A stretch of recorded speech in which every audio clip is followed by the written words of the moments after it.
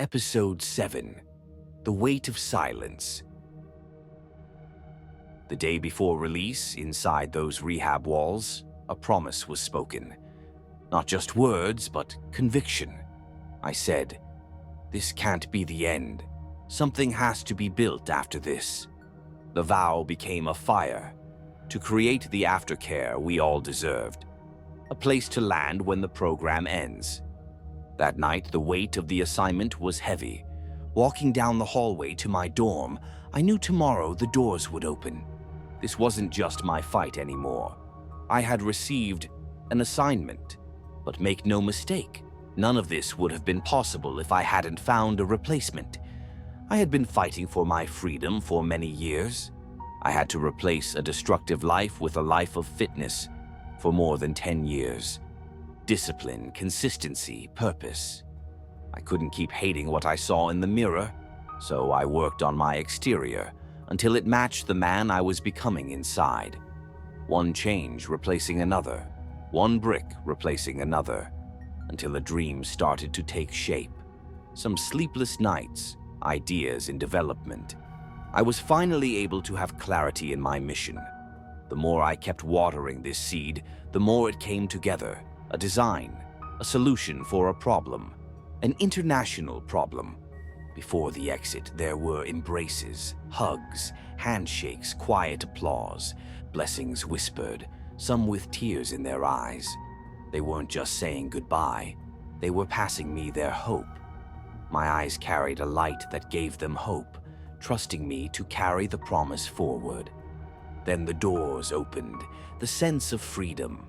A duffel bag in hand, body tense but upright. That moment between fear and hope.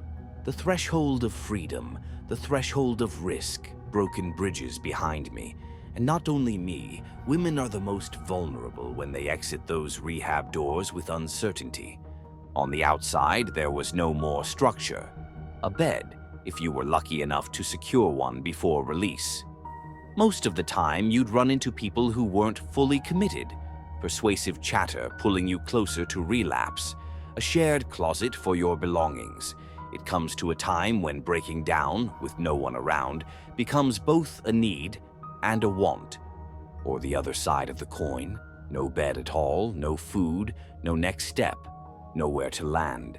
The mind reaching for what it knows, temptation lingering as you walk the streets, society pulling you in like a magnet. Searching for familiar places just to rest. Tent city again, where theft and random ransack are the norm.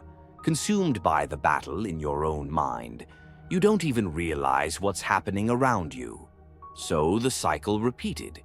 Intake once more, the same chairs, the same questions, standing in an assembly line being told what to do. New faces, familiar ones, defeat hanging in the air, voices whispering, "Look who's back." And just the thought of sitting in another group session, explaining why you've returned, is enough to break you, because it feels like every word erases the progress you fought for. Every confession makes the future feel further away. Hope delayed. Rehab was school. You raised your hand, you listened, you participated. You spoke truths you had never spoken before. You faced wounds you had carried for years. You learned lessons in humility, honesty, and healing. It was the classroom of survival. But still, Phase 1 isn't enough time. People need more time to speak about their shadows, more time to be freed. But Proyecto Legacy, that is the master's program, where survival turns into structure, where brokenness becomes strategy, where pain becomes purpose. And this time, there is no need to wonder where to go, because every sign leads to stability. And when I think about it, I know I am not here by accident. At least 4,094 grandfathers and 4,094 grandmothers, 10 generations back, survived long enough to make me possible. I am their wildest dream, and so are the people beside me in this fight. We are not just individuals. We are living archives, legacies still being written. Proyecto Legacy is where those legacies change. Here, the dream becomes real. Meals are shared with people who witness your progress and can stand as proof when family day arrives. Roommates are on course to accomplish their goals. Hands are shaken. Warm welcomes are a daily reality. Immediate support is available when it's needed most. Parents are reunited with their children. Children restored back to their parents. A true community rises here, one with the energy and compassion to change anyone willing to step into it. This campus is more than walls and rooms. It is a living blueprint for restoration. Education continues. Workshops are embraced. Fitness thrives. New skills take root. Purpose is discovered. Dignity is rebuilt. And the cycle of survival finally gives way to the cycle of legacy. We are building the first campus, a place where the cycle finally ends, where hope has an address, where restoration has a door. The blueprint is already in our hands, but those doors will not open without you.